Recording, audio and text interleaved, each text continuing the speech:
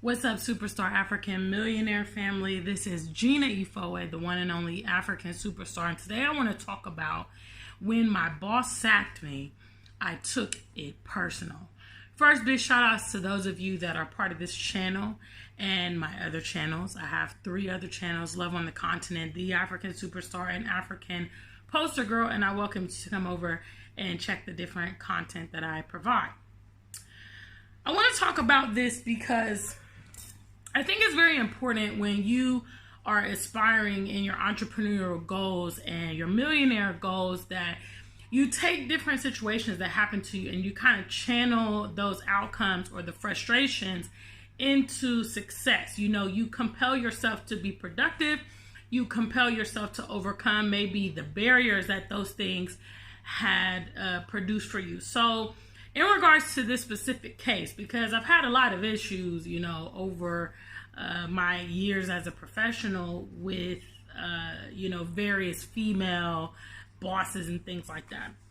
I wouldn't say in this case, this particular boss, who is my last and final boss. I'm never trying to go back to the workforce ever again. I would say we got along really well, you know, for all intents and purposes. It was my first working experience in the UK, and I was working at a mental hospital, and I really, liked my boss. I really wouldn't say that I had like a lot of negative things to say about her overall.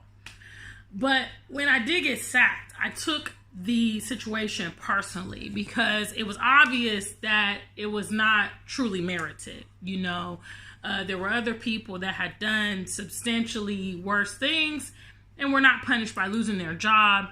That, coupled with the fact that I had been a responsible employee, come to work on time, ready to do my job.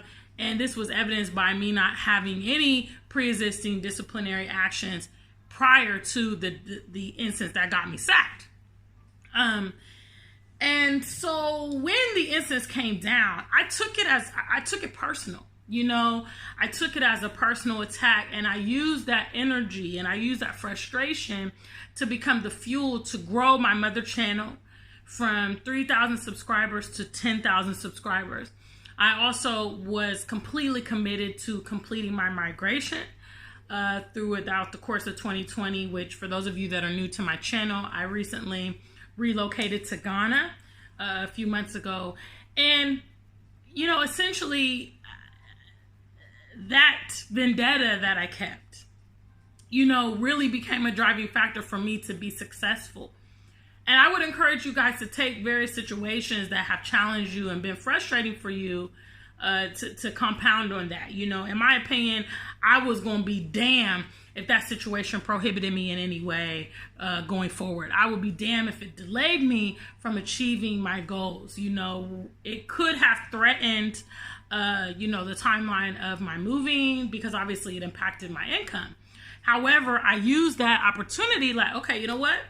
Now I have more opportunity to grow this media. Now I have more opportunity to cultivate my own business, which I did see, a huge profit jump in theafricansuperstar.com, which is my e-commerce business, my profits here on YouTube, and substantial subscriber growth and views and things like that. So it worked out for me in the end. And also, I would be lying and say I want a little petty, like, yeah, I want you to watch. I want you to see this, I think sometimes people get really excited over your failure. It is what it is. They enjoy seeing you squander. If they try to put an obstacle in your path, they love seeing that kind of consume you. So the inverse is winning. And that's what I chose to do. I won big in 2020 despite everything going on, and I'm well on track to make 2020 another prosperous year. Big shout outs to, again, the Superstar African Millionaire family and the African Superstar family at large. Until we meet again, let's get rich.